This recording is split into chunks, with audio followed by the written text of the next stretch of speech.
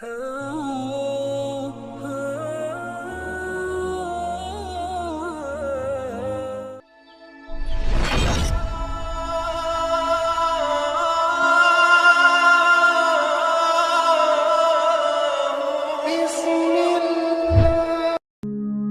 Allah saya katakan, rizki tidak akan berkurang.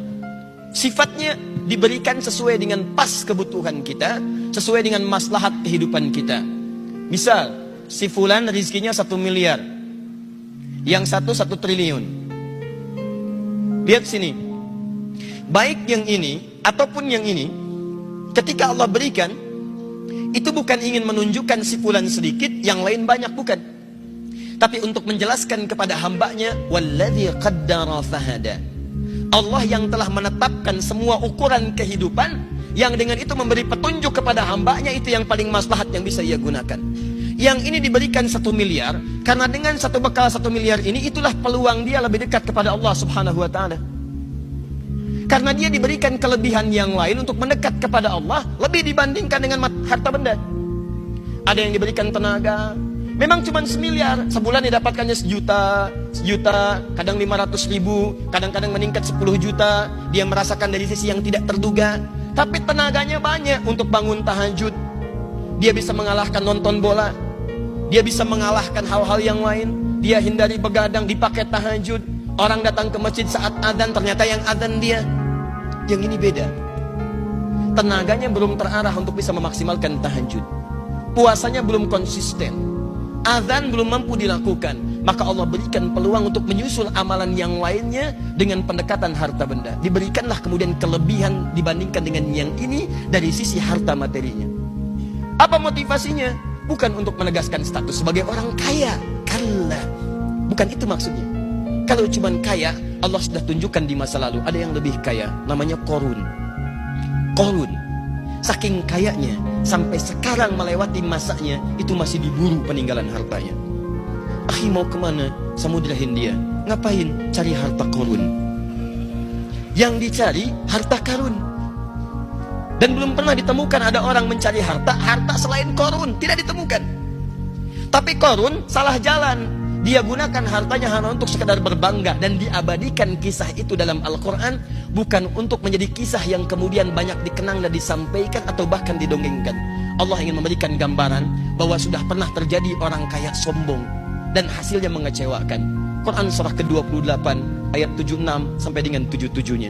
Inna Qaruna kana min qaumi Musa fabagha alaihim.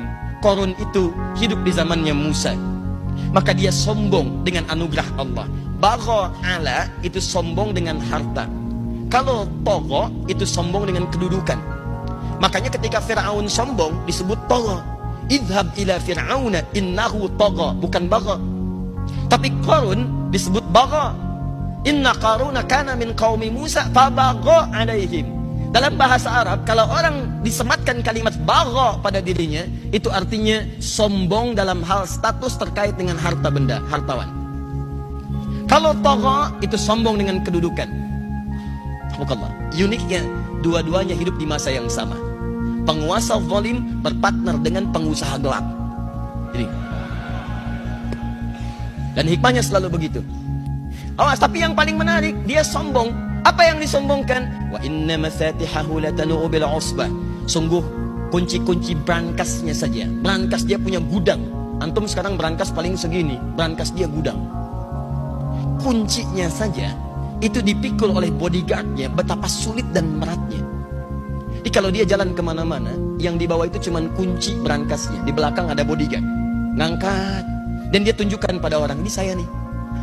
Ini kunci berangkas saya. Masya Allah. Mau nyuri, nyuri aja. Ini aja ngambil kuncinya berat. Qarun jalan seperti itu. Saya tanya pada anda ya, kalau anda punya berangkas satu, kuncinya akan anda publikasikan atau anda sembunyikan? Saya belum pernah temukan ada orang beli berangkas satu, kemudian dia kuncinya dipublish. Ceklik, kunci berangkas saya. Cari masalah. Cari masalah. Jadi kalau anda belum pernah sekaya Qarun, gak usah ikutan sombong. Tidak usah ikutan sombong. Anda telat. Telat, terlambat, kesiangan, kepagian, kemalaman, dan keterlaluan. Karena apa yang anda sombongkan lebih kecil dibandingkan apa yang dimiliki Qarun yang Allah titipkan kepadanya. Jadi kalau harta Anda nggak seberapa dibandingkan Korun, nggak usah ikutan sombong. Anda ketinggalan. Kalau ada orang kaya lewat ITB sombong, berdiri di depan Anda, sampaikan, maaf Pak, Bapak telat. Selesai. Udah. Dihancurkan oleh Allah, fakhassafna, kami tenggelamkan semuanya dengan harta-hartanya. Tapi kemudian turun kaidah, wabtaghi fima ataqallahu daral akhirah wa la tansa nasibaka minad dunya. Saya titipkan harta ini terlihat seperti lebih, tapi sesungguhnya kata Allah, harta ini saya titipkan untuk mencari kemuliaan akhirat yang tidak bisa kamu kejar dengan potensi yang lainnya. Jadi Anda pulang ke rumah, coba lihat titipan mana yang Allah titipkan kepada kita secara dominan.